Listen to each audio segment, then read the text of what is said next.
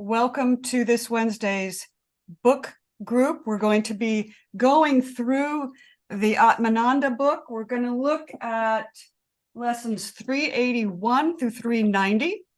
And Mr. Bill is not here today, so Jenny Sheehan and Amy Haible will be your co-hosts. And we have Jenny Beal, who is our resident professional and master teacher here, who's going to help us co-host through the learning of the discourses. And we're really blessed to have her. These discourses, I found some of them to be a little, they just used a different language. And so for those of us who aren't really steeped in Sanskrit and some of this terminology, having Jenny on board makes all the difference in the world. She'll bring the teachings really right into our front door. So we can get started if you would like on. And I'm going to ask Jenny Sheehan if she would just start working as co-host with Jenny Beal. We're going to have two Jennys here. So I should just say Beal and Sheehan. Maybe that would be helpful. So Jenny Sheehan, let's take 381. What is the infinite and how to understand it? Yes. Well, we'll start with what Atmananda says. The infinite is a conception invented only for the purpose of lifting you from the conception of the finite. So there he brings it down. You know, we're talking, it's in terms of the mind and level of knowing in the mind. But then he takes us beyond it in the next paragraph. Thus, reaching the infinite, you find yourself even beyond it. When one thing is explained and disposed of, the opposite also is automatically explained and disposed of. And I don't know what you got from it, Amy, but, you know, he's pointing to that, you know, the infinite and the finite. We're speaking in terms of duality there. And what Atmananda is an expert at is taking us beyond those conceptions into where, you know, the unlimited space. And Exactly. And what I find really interesting here is he has to use duality and the mind in order to rise above it. You know, it's kind of where we are. We have to meet ourselves at the level at which we are. And Rick's comment about scientists having difficulty understanding the infinite is an example of that. It's really difficult for the mind to grasp the infinite, the concept of the infinite, because it's not something that we have ever knowingly, and the mind can ever knowingly experience. We have to go beyond that. And Rick calls it the noumena, which is, I love that word. Helen Hamilton brought that word in some of her teachings, which basically just means the divine. It's another word for the divine and spiritual. So Rick says, when Atmananda states reaching the infinite, you find yourself beyond it. And he says, I suggest that reaching the infinite is synonymous with understanding the infinite. It's the understanding that transcends the limited boundaries. Right. In the even the conception of infinity is limited. Yeah. And where the I principle, where Atmananda wants us, the noumenal is essentially unlimited. And you're right, Amy, that's beyond what the mind can fathom. So it seems to me like this understanding has to occur at the level of knowing. And I wonder if Jenny Beal has anything to say about this. She's here, and I'd love to hear what she has to say. She's willing. We can. But it was really the idea of the infinite that brought me to the spiritual path in the first place. And the infinite, the only real definition of the infinite, is a mathematical one. And we think of, this is what fascinated me, we think of the natural numbers as being infinite. You count 1, 2, 3, 4, 5, 6, and you never come to the end of them. And you find out that mathematically that there are just as many even numbers as there are the complete set, 1, 2, 3, 4, 5, 6. And even if you add the negative numbers into it, then there's still the exact same number, but which is an infinite number. And if you add all the fractions, then you still get exactly the same number, which is an infinite number.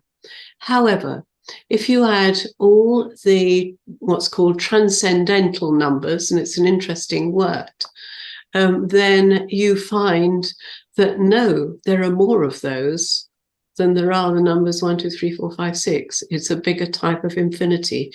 And this was what was absolutely fascinated me when I was 18 and I discovered this. And you then go on to find that there's an infinite number of different sizes of infinity, which is even more mind-boggling. And the mind cannot go there. Mathematics can go there in proof, but the mind can't go there. And that was really what helped me to see how to go beyond the mind. That you can do it in mathematics, but you can also do it equally in silence, in understanding, in meditation.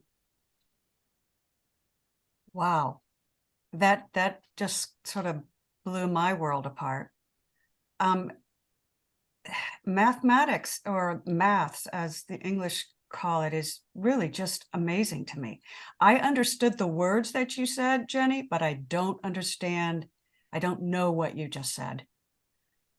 So, because my mind doesn't work that way, but that's beautiful. Yeah. Thank you very much. Yeah. Thank you, Jenny. And just to remember that Atmananda uses the word knowing, but not in terms of mind knowing facts, like you just described, Amy. Jenny just used a better word, which is understanding, which is, beyond conception and outside of time and space. So, yeah, good. Shall we move on? Number 382. Yeah. Experience of happiness in deep sleep. An analogy. Mm-hmm. I think he's come up with better analogies than this one, but I get what he's saying. He gives the example of a bucket being lost in a deep well, and you dive down to the bottom to make a search. I think what he's not saying is it's a deep well, so you can't really see anything.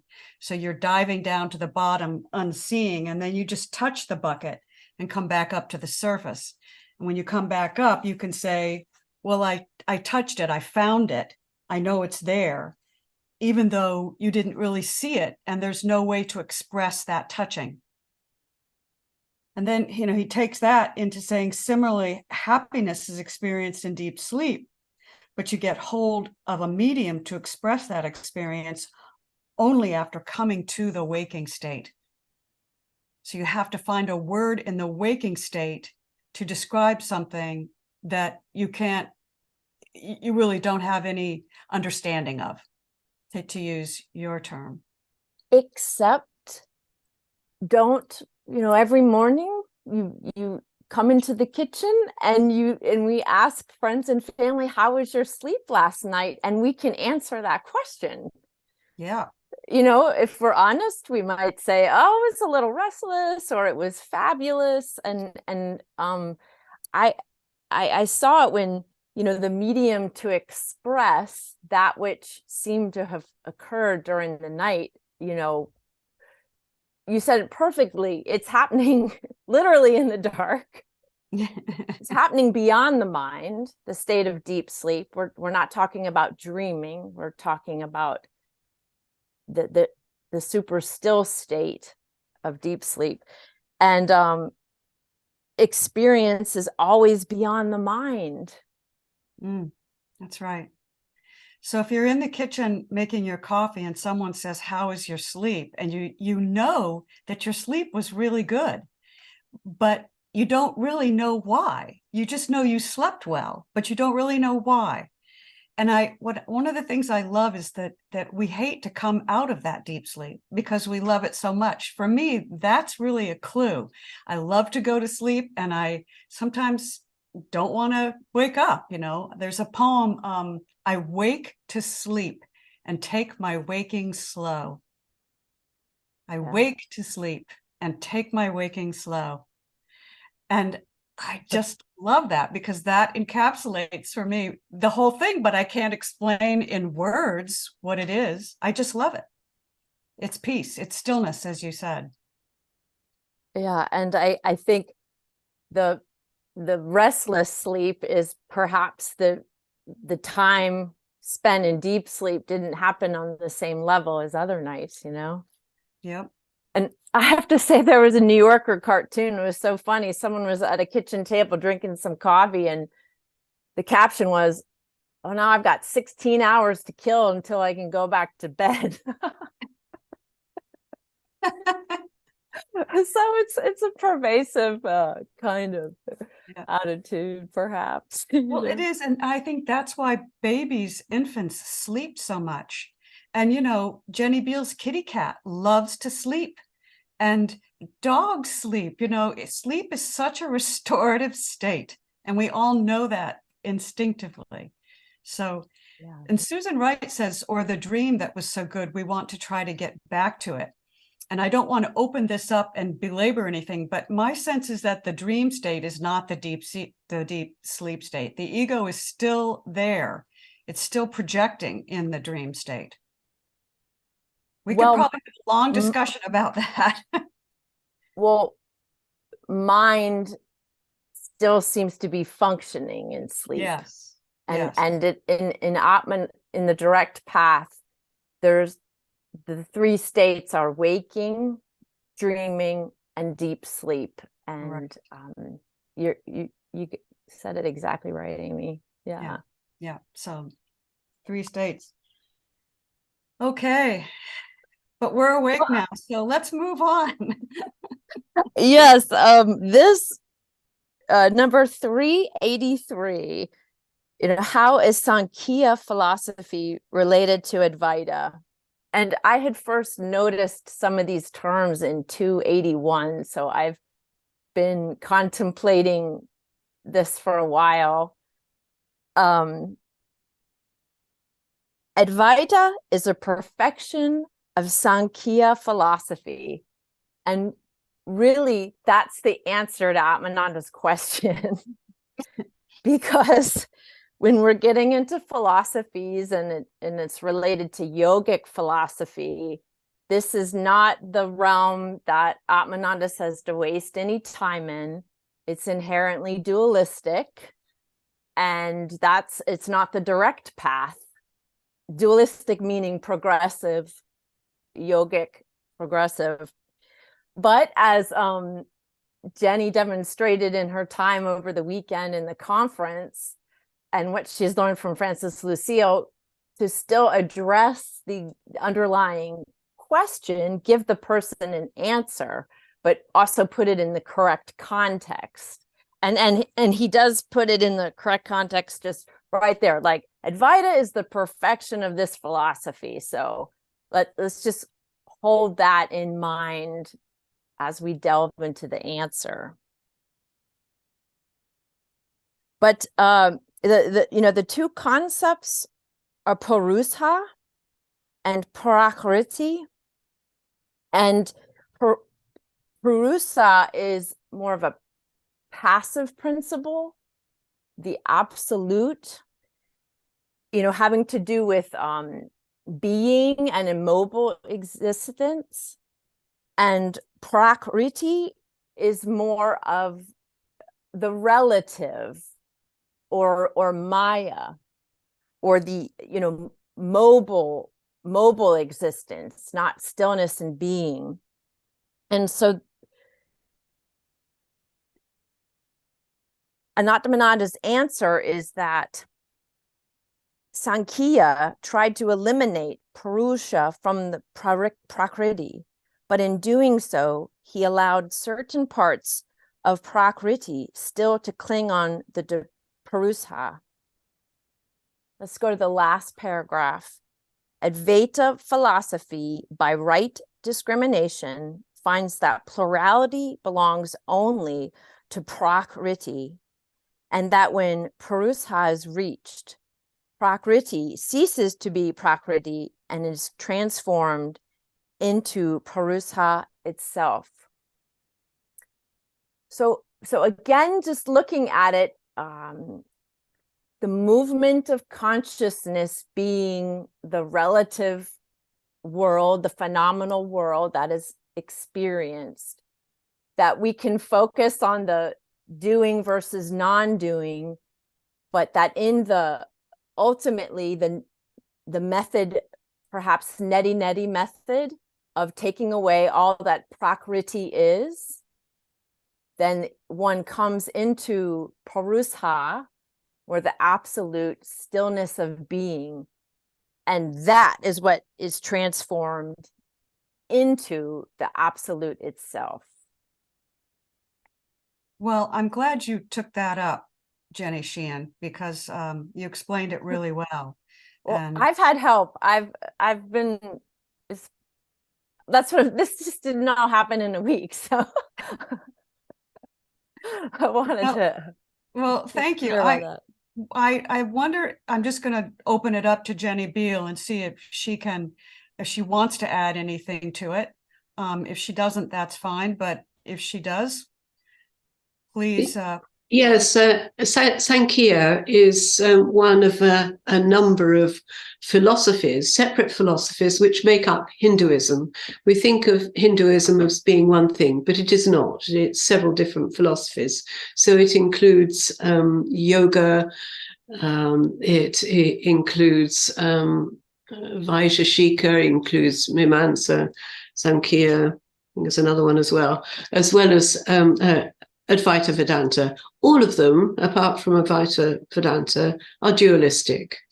And they are essentially philosophies which were followed by different sects in India. So, yes, Purusha and Prakriti. Well, this is a little bit like Shiva and Shakti. Or equally, it's I can't remember who it was. Ivan Amo. So someone like that, a friend of Francis's, describes it as Purusha being consciousness at rest. And which is peace. And happiness, or prakriti, is consciousness in motion. So it's those two distinctions, but the reality is the same. So the reality of Purusha and the reality of prakriti is the same, but prakriti is manifestation, and Purusha is the silence out of which manifestation comes. But Purusha is only half the story, just as Shiva is only half the story, and Prakriti is only half the story. The two together make up reality. Beautiful. Thank you. Thank you, Jenny. I thought to read what Rick added, that the Advaitin understands the plurality and dualistic nature of Prakriti or form. More importantly, understands upon realization, Purusha, or all form, is completely transcended and ceases to be. Only eternal spirit remains or is. Right, and Jenny just said that. Yes. Right, the reality behind the both is Yeah. what is real. It's really interesting, the degree of complexity that these thought systems can get into, but the simple thing is that it's all one. It all comes from the same place, the absolute. But it's really fascinating. Thank you, Jenny Beal, for helping us understand that, and Jenny Sheehan and Rick as well. So what do I know? That's a great question. Depends. I Ask me don't know tomorrow, anything. What do I know? This is a good one. No perception ever stops halfway. Because and I did a Rosalind Rourke here on some of these where she's the one that recommended going to the end in order to understand the beginning, which I thought was good advice.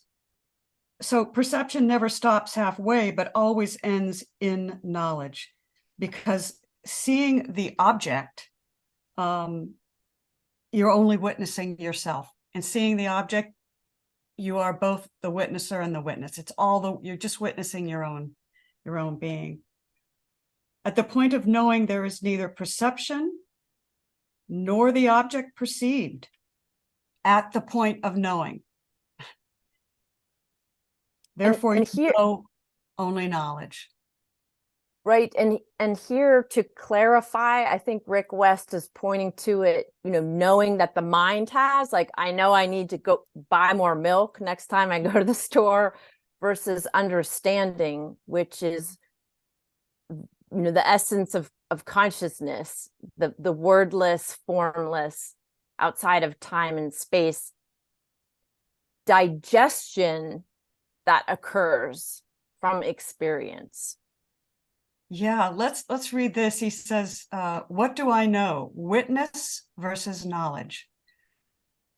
Understanding the essence and reality of knowing is far more fundamental than seeing yourself as witness of the perceived, sensed, etc.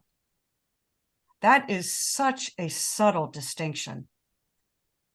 Understanding that only knowledge can possibly be known transcends the prior dualistic perspective of the witness. Knowing equals understanding equals consciousness, right? That's from Linda Yamin. Yes, understanding is an aspect of consciousness. Yeah. It's really much more simple than it actually seems, because it's the problem really comes with his use of the word knowing. What he's actually talking about here is the gap between perceptions, which is really important. So what is there in the gap between perceptions? There's just the background of pure consciousness. And in that background, there is neither witness nor witnessed. There are no objects, so there can't be anything witnessed. So the witness and witness disappear. And it's as simple as that. We don't need to make it complicated in any way. Jenny, you should just stay right up here on the screen, and we should have a 3-person screen. Would you be willing to do that? I can if you like. Amy. Fine with me. Otherwise, we're just toggling back and forth. And we get to see your kitty cat. Oh, I think they've disappeared now. All right. So what do I know? No perception ever stops halfway, but always ends in knowledge. When you say you know a thing because you've seen it many times, you say you know a thing because you've seen it many times. It is true in one sense, because every time you have been brought into direct contact with knowledge and not with the object. Therefore, it only proves that you know pure knowledge. So that's the space between two perceptions. Perceptions. Yes, thoughts or perceptions. Yeah. Thoughts or perceptions. Yeah. So from that position, you can't be a witness, because that would Bring in the duality. You cannot be a witness. You witness only yourself.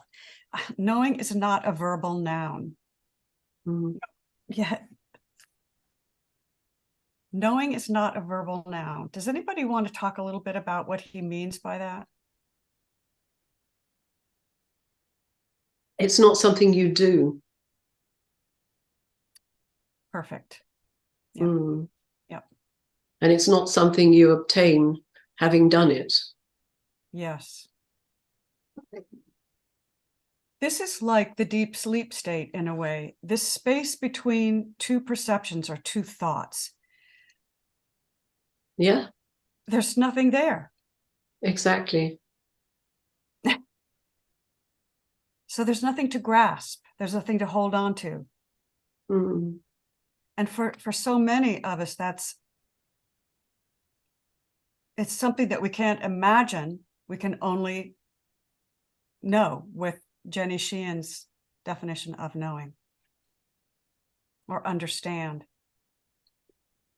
Yeah, it stands alone. There is a question, iPad. Oh. Yes, I have a question. So who is the witness? Is it consciousness, or it can't be consciousness because consciousness is not a noun? Am I right or wrong? It's there's only one witness ultimately, but the witness is really just a concept. But a better way of thinking of it in a way is that witnessing is an attribute of pure consciousness, but only consciousness witnesses. So witnessing is an attribute of consciousness, just like love and happiness are attributes of consciousness. They're inherent to it. You can't separate it out from consciousness. So when people say you're aware of being aware, is the aware the witness or the consciousness? The you is pure consciousness. Okay. This is it is a little bit of a mind it's a kind of a Rubik's cube for the mind in some ways, if you let it be. I mean, Jenny, would it be correct? iPad, thank you for your question. That was a really good question. Would it be correct to say there is no witness, there's only being? Yes, that's a more correct thing to say. But the idea of witness and witnessing can actually be helpful at a kind of earlier stage to get rid of some misconceptions that people have. So you start with I'm not a body and a mind. I am the witness of the body and the mind. So you've still got duality there, but it's taken you a step closer to truth, and it is helpful in that sense for people. But then you have to take them a bit further, and then you say, well, actually, we have no evidence that there's more than one witness. Really, there's only one witness, and that's what you are. It's what everyone is. And then once that's understood, then you've got another step, which is, well, why do we need the concept of a witness and witnessed after all? In any case, because isn't everything that is witnessed the same made out of the witness, pure consciousness? So you've got those little steps which they're not necessary on the path, but they can be helpful for some people. This is what I really love about your meditations, Jenny, is you take us into the place of deep silence, where there really is just the barest movement at all. And then just watching whatever comes up, But you take us in your meditation almost beyond the witness, into that, just that pure, silent place. Yes. Yes. And it will become with practice and experience, it becomes beyond the witness. The witness, eventually that whole concept sort of disappears, because it becomes irrelevant after a while, when you don't need it anymore. Hangs around for a bit, but after you don't need it, but eventually it will kind of disappear. Perfect. Thank you. All right, where are we now? Well, Amy, I think number 385, you've handled this before. What are qualities and the qualified? Make me think of the Dharma and Dharmi aspect, which you really addressed so well, a few months ago. But an object, as we conceive it, is supposed to be a mixture of qualities and the qualified. But on closer examination, we find that the qualities alone are perceived and that the qualified is never experienced. Thus, the qualified remains a mere fancy for want of proof. Independent of the qualified, the qualities cannot exist. Therefore, qualities are also reduced to mere fancy. Thus, neither the perception nor the perceived are real. And number 386 and 387 are also kind of inherent answers and building more information around this idea. So we can even move forward. We can. Let's dive deeper with, I think number 387 really can illuminate with the tobacco case, being the quality and the qualified being the silver of it. Shall we take them in order, or shall we jump to 387? No. Take them in order. I think that's the most best thing. Well, let's look. Rick has something. Is it Rick? He says, "What happens when I see form? The question is meaningless because there is no form separate from the seeing or perceiving of it. The form, that which is observed, and the seeing, the observer, are synonymous." That's a great explanation. I like that. It is only the apparent play of the eye that seemingly does the formulating and knowing of itself as form or knowledge. So what happens when I see a form, 386? We usually say, I see a form. What does it really mean? It has been proven that form can never exist independent of seeing, and that form and seeing are only synonyms, as Rick said. Therefore, the expression, I see a form, is meaningless. It would be more appropriate to recast it as, I form a form. I love that. I form a form. Thereby showing that there is nothing other than myself in the form in question. This just takes us back to Francis Lucille talking about cops and robbers. Why do we do this? Because it's fun. We love discovering ourselves in something that we think is not us. And then we love realizing, oh, it is us. Right. It's pointing to that in experience, there's no separation.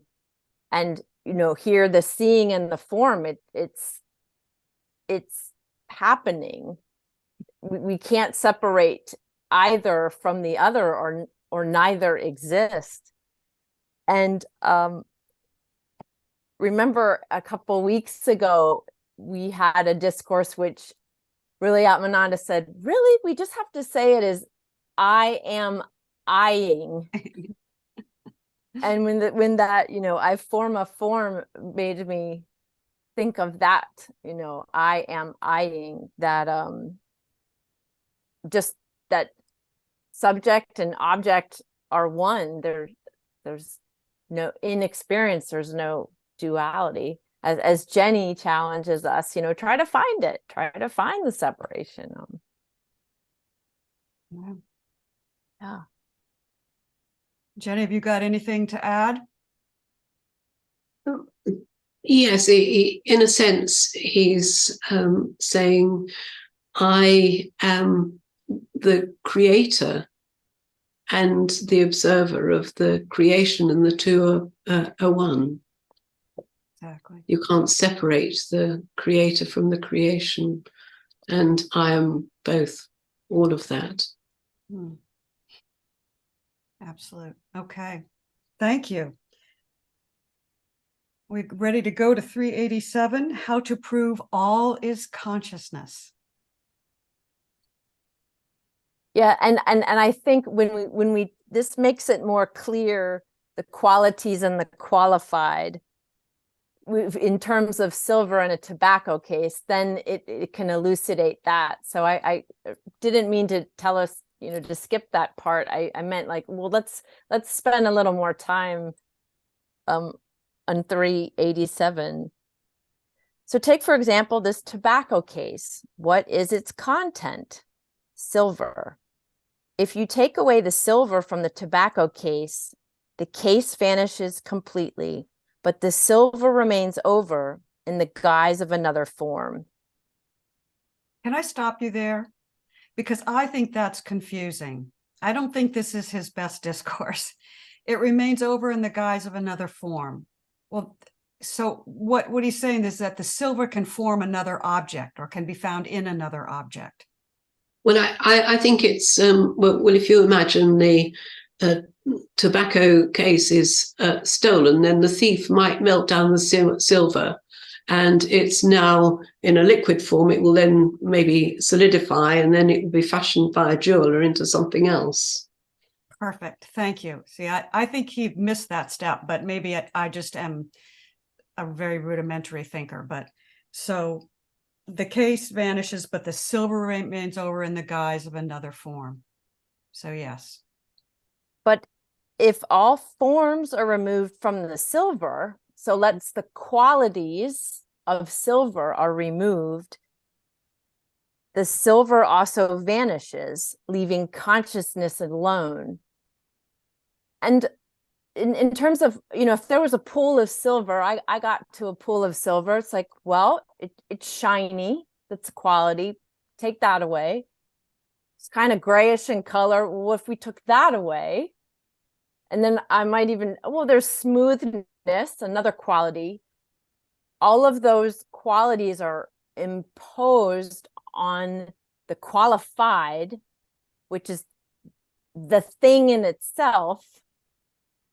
But as we notice, you take away these qualities, the thing also disappears, and all that is left is leaving consciousness alone.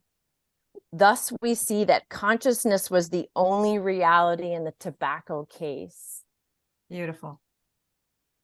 And this is, we've spent time, the work of Don Hoffman and Bernardo Kastrup, and there are fabulous podcasts in the Awakening series that we're now able mathematically to prove that something exists. It's just not as we perceive it.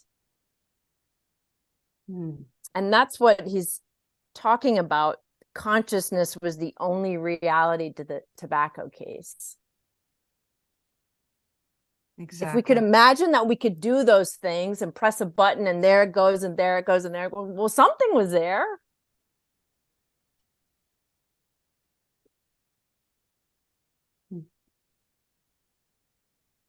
What say you, Dr. Beale? Well, really, that things have a dependent reality. They're made out of the background. Their reality is the background, but they're dependent on the background for their existence. The background being consciousness itself. Background being pure consciousness, yes. Yep, exactly. Thank you. I can read a little more too. Yeah.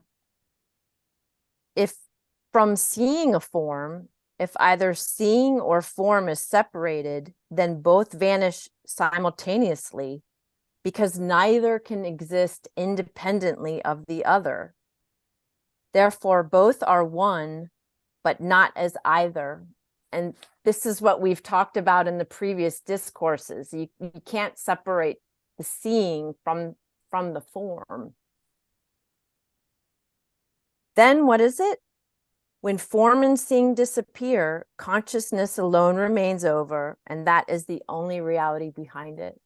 As Jenny just said, that which perception is dependent upon.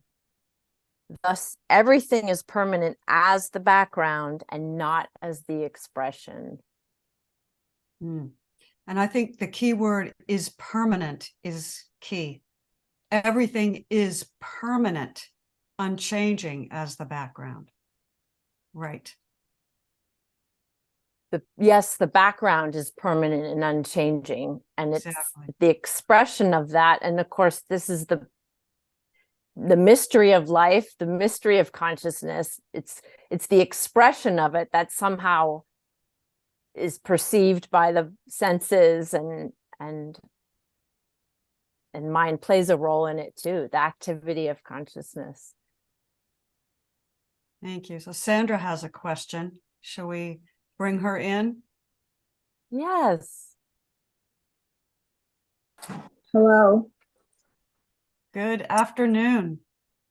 I have a feeling this is it's a very elementary question, but it's here. So, All good. first of all, thank you for explaining the qualities and the qualified. Now I get that. I didn't get that before.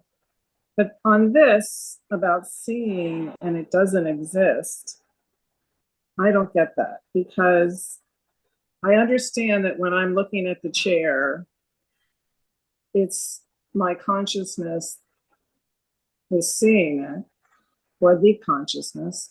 But when I leave the room, the chair is still there. So I don't understand. No, the chair exists. The chair really seems to me to exist independently from me, as do many other things. So I don't fully grasp that. That's a really good question. I don't think it's a fundamental question at all. And I will be quiet. I remember my dad saying, it's the old thing. If a tree falls in the forest and no one's there to hear it, does the tree exist? So I know Jenny Beal is going to help us clarify. Yes, exactly. And so, yes, well, what Amy's just referred to is the classical expression of idealism. And the idea of idealism is that things, all there is mind. There's nothing other than mind. So though we appear to see things, see objects like chairs, those are just creations of our minds. Now, there are different varieties of idealism. One of them is solipsism. And in that one, the idea is that there is only my mind. There aren't any other minds around, because you are simply a conception of my mind, and so is Amy, and so is the other Jenny, and everyone else who's on this call. So that's solipsism. Now, solipsism is a form of non-duality, and there are some Neo-Advaita teachers who effectively are teaching solipsism.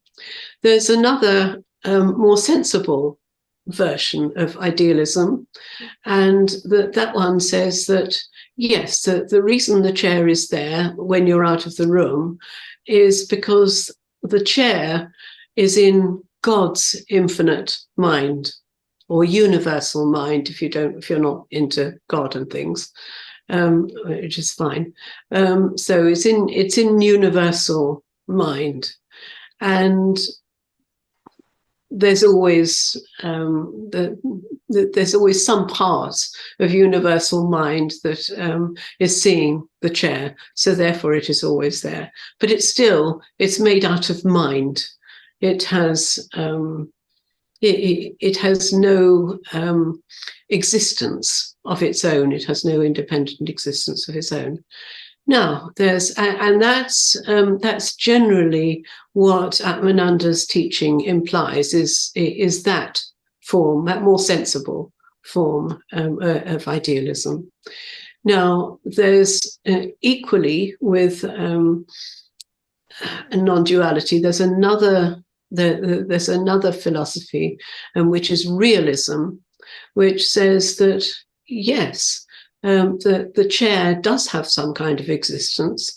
It doesn't have the sort of existence that you perceive. In other words, you perceive it as being solid and something that your body can quite happily sit on without falling through.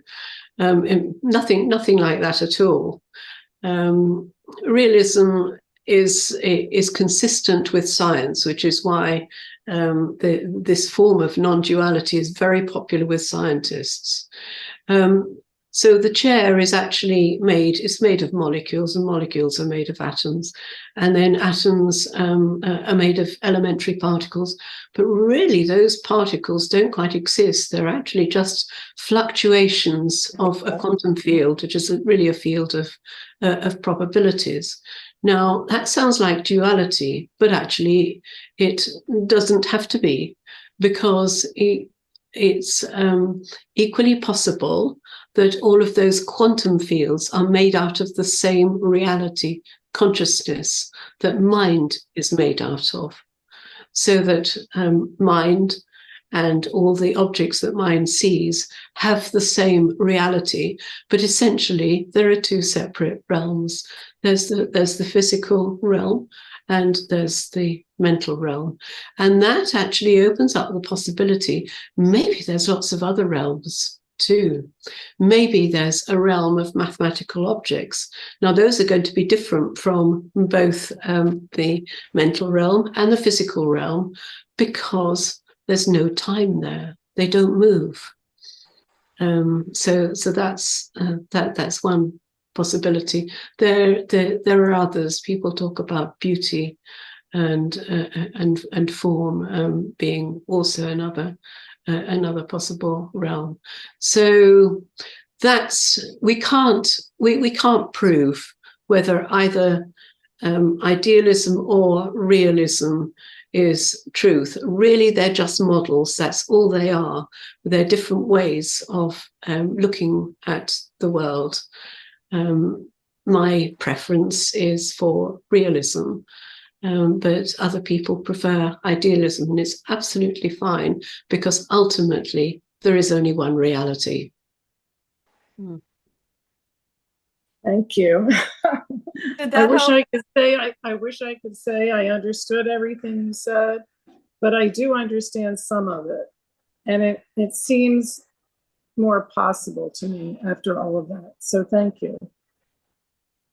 I just want to add probably more confusion, but I'm always fascinated. I think Bernard Kastrup deals a little bit with this when he talks about archetypes with Jung, and this is a subject for another discussion, but Jenny's description of this larger consciousness in which the chair continues to exist, not larger consciousness, but I don't know exactly how you said it, Jenny, but it's universal consciousness, or God's infinite mind is another way of putting it.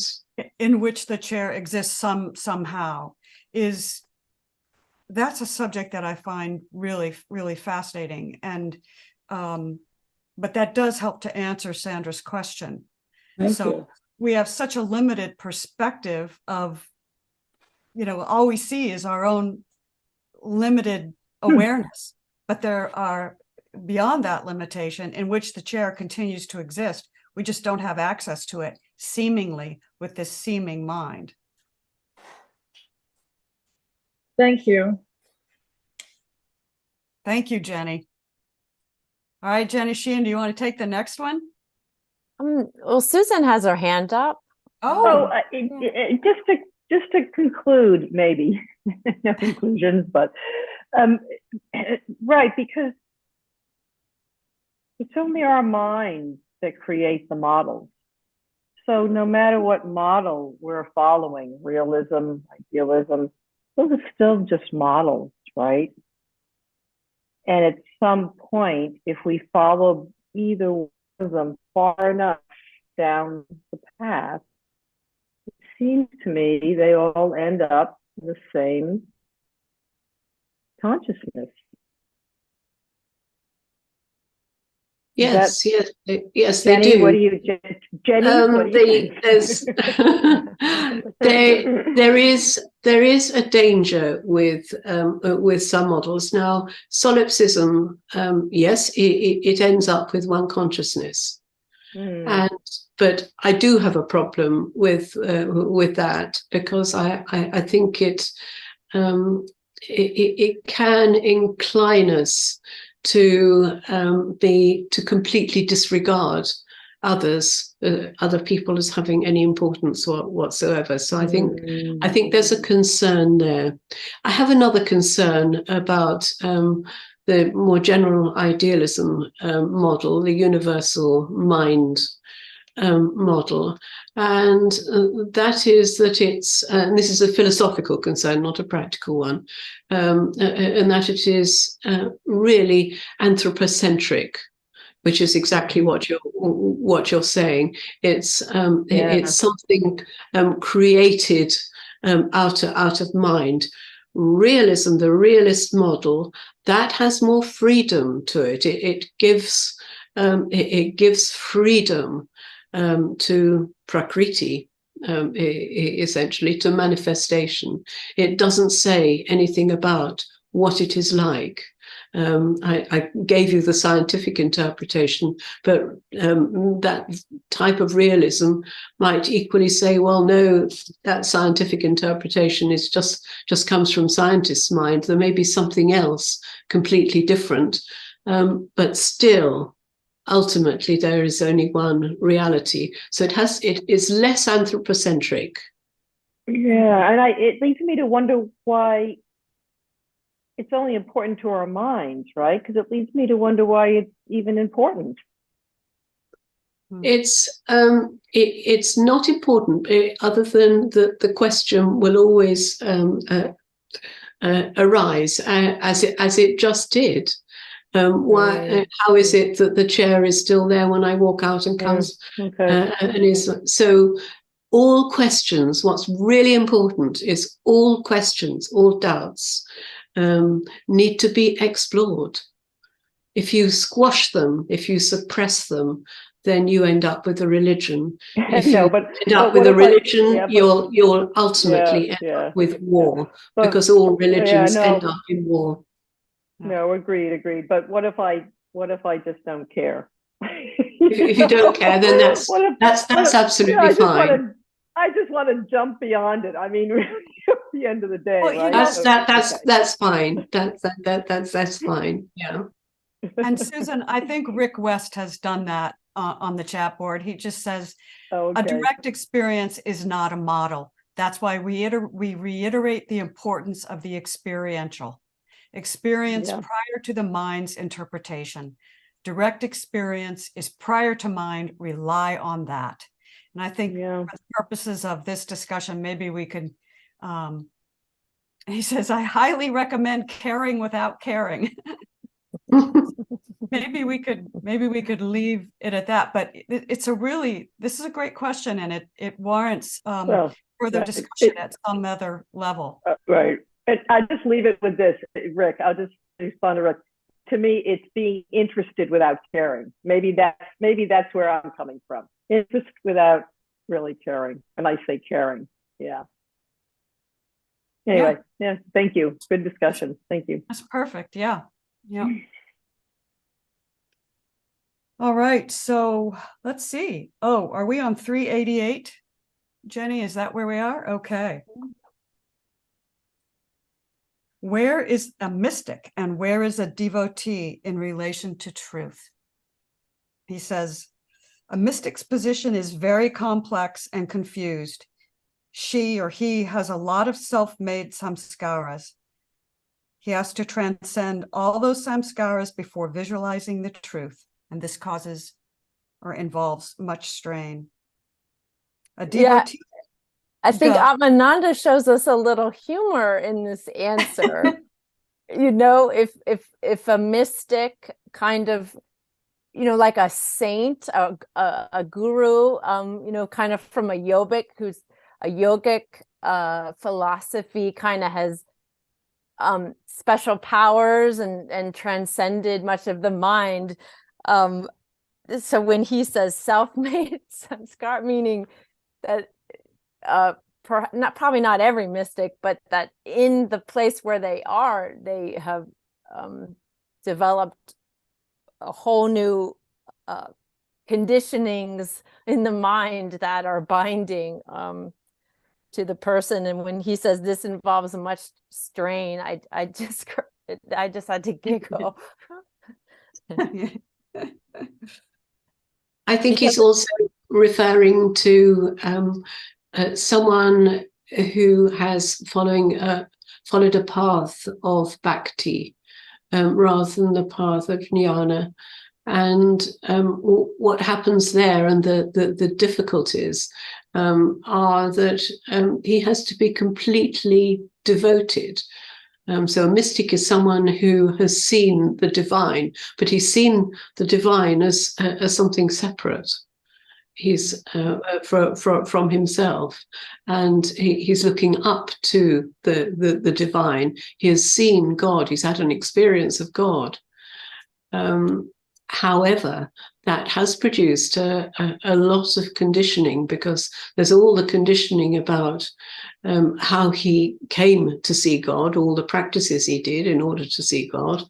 There's the conditioning of his very, very firm and utterly devoted conceptualization of God being something bigger or superior to his tiny self.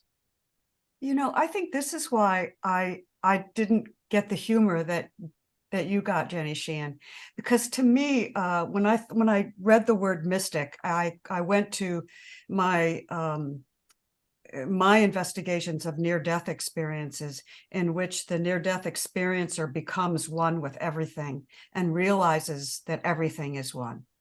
And so there is no separation. Their mystical experience is seeing the oneness of everything, and then coming back into the body and realizing, retaining that knowledge. So that's, I think, why maybe I read it a little bit differently. But your explanation, Jenny Beal, that was very helpful for me. Well, and here and back to 388, Atmananda says a devotee's position is relatively much simpler and easier. He has transcended most of his samskaras by his surrender to the Ishta Deva, being the mystic being the representation, the embodiment of the personal God.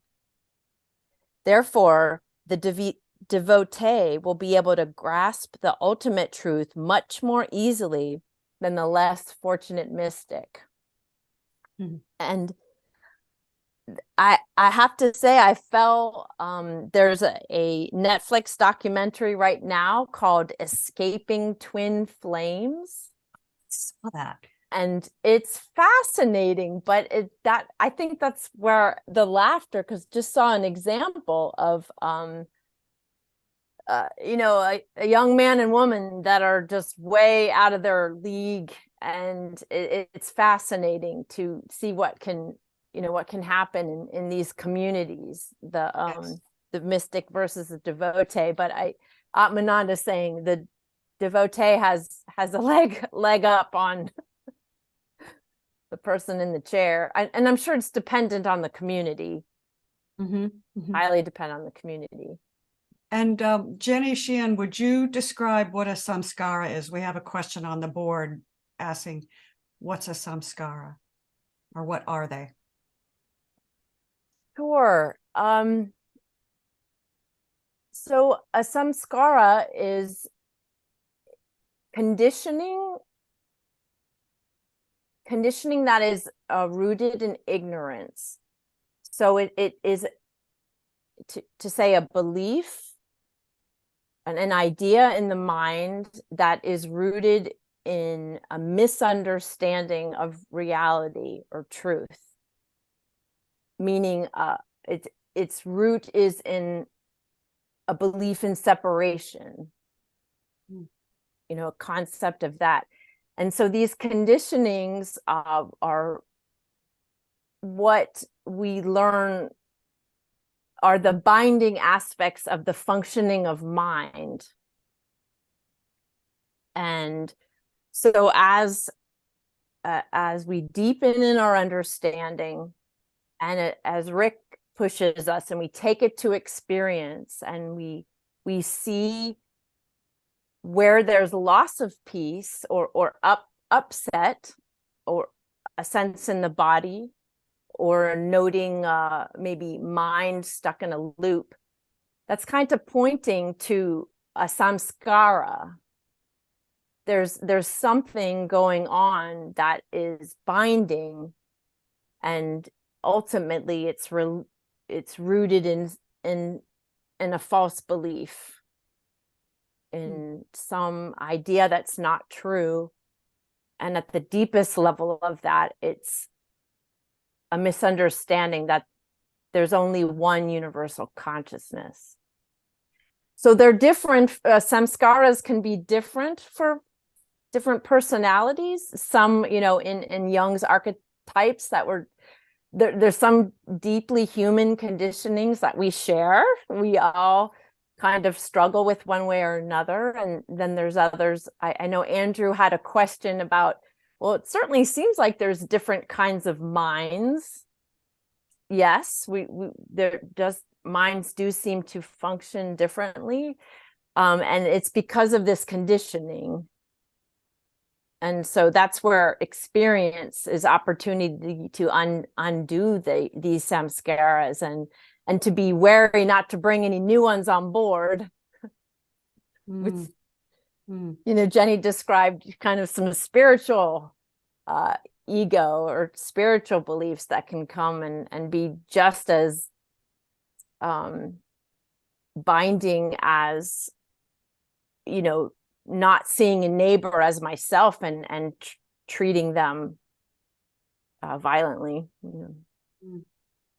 They're really just habits of thinking and feeling. That's really all they are. But it is different. I've had talked about samsara. Well, samsara and samskaras are different. So samsara, they're totally different Sanskrit words. Samsara is really the world, manifest existence. Perfect. Thank you both very much. I hope that answers the question. We have about 10 more minutes to get through the last two. I think we'll be able to do that one.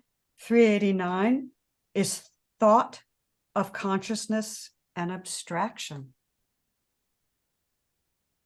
Who wants to take that one on? Well, it might appear to be an abstraction at the outset when your stand is in the mind's realm alone, but you cannot continue there for long. The object of your thought eludes the mind's grasp, meaning in the contemplation of consciousness. And in the attempt to comprehend consciousness, the mind itself loses its limitations. Thus, mind ceases to be mind and stands transformed into that consciousness itself.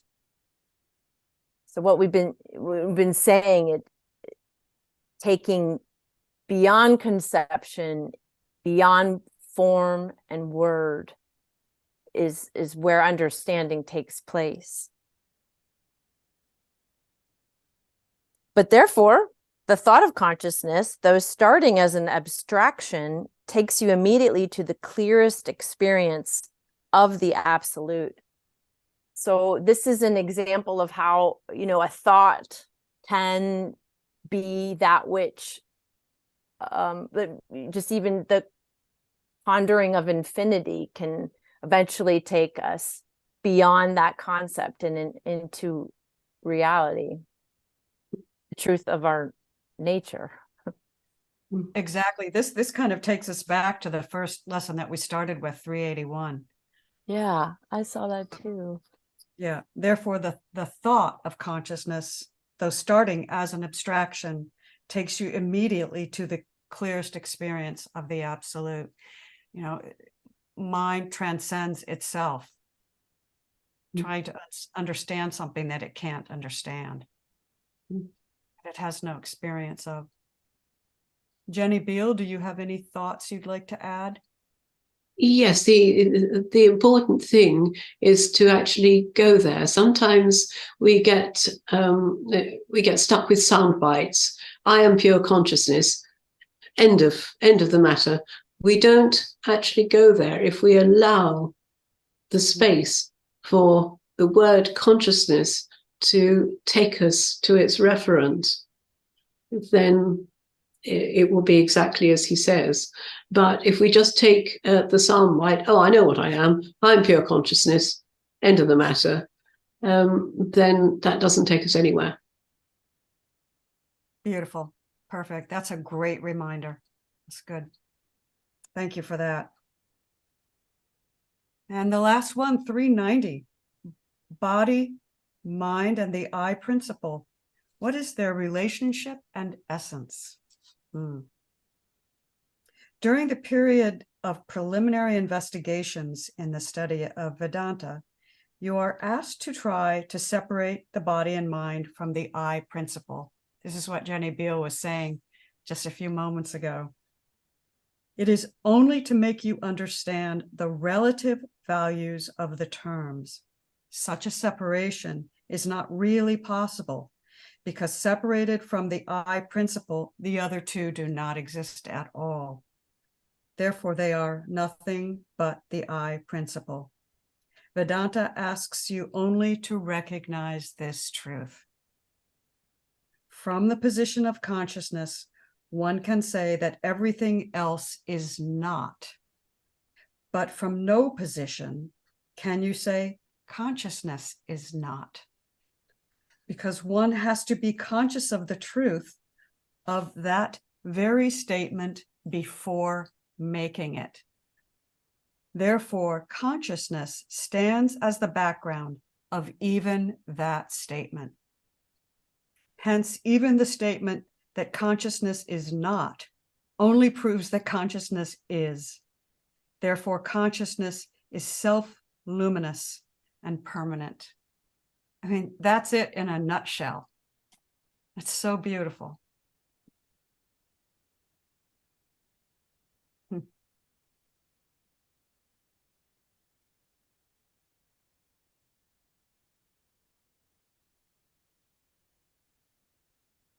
And that's really a lovely expression of the directness of the direct path. So if we go to what he's referring to initially, which is the preliminary stages in teaching Vedanta according to a progressive method, then you have the idea of the 5 sheaths. So there's the sheath of the physical body, and then there's the pranas above that breath, the life force above that. Then there's the moving mind called manas. Then there's the discriminating mind called buddhi. And then there's the sheath of happiness, which I've talked about a number of times, Ananda Maya Kosha.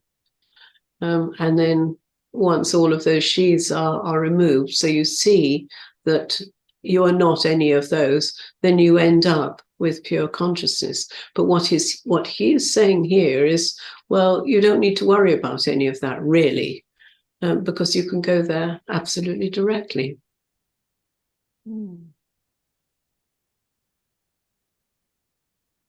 Yes, we've learned a reductive method, those sheaths you were describing, the neti method, to spend time just with the chair question Sandra had. You know, what, despite, well, if this wasn't here, what would still be present? If that wasn't here, what would still be present? And digging down like that.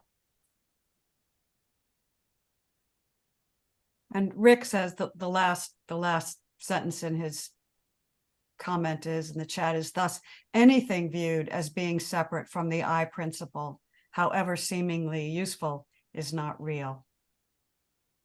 In the direct path, at some point, many words lose their traditional and conceptual value. They become a quick catalyst, directly taking us home to our nature. I kind of thought that statement, consciousness is not, is almost an atheist who might say God is not, that when in discussion with that person, you can recognize they're actually closer to the understanding of truth than someone who's doesn't have a position of, you know, such a radical position as not. So and then finally pointing, you know, consciousness is self-luminous and permanent. You know, Jenny mentioned that contemplating the conception of consciousness will point back to itself. It's self-referential, self-illuminating. And it's beautiful. I think this has been a great discussion. I really appreciate having Jenny Beal in on this, and you too, Jenny. You both of you, I think, are much more familiar with some of these concepts and the language than many of us who are in this group today. And I really appreciate your expertise and your willingness to share. And we'll have a quick Jenny Beal. Andrew has a question about the difference between a devotee and an advaitin. Oh, that's a good question. Yeah. Well, a fine line. Yes. A devotee is typically would be devoted to an object, but ultimately that object is seen as himself, and everything is seen as one. An advaitin, in a sense, you could think of an advaitin as being a devotee of truth. So not an object, because truth is not an object. But that's the only legitimate object of devotion for an advaitin is truth. Love that. It's beautiful. Beautiful. Well, as Eve said, that was a fabulous deep dive. It was a great deep dive. Thank you so much. If we have time maybe for one more question, if anybody wants to ask one. All right. Well, we'll see you all next week. Thank you very much. Bill will be back, I think, and we'll take on, we're coming to the close of this book, and I don't know what Bill has in mind for the next one, but if you want to volunteer as a host, he's still looking for people. So maybe we could get Rick in here again. And thank you all. Have a good afternoon. Have a good evening, Jenny.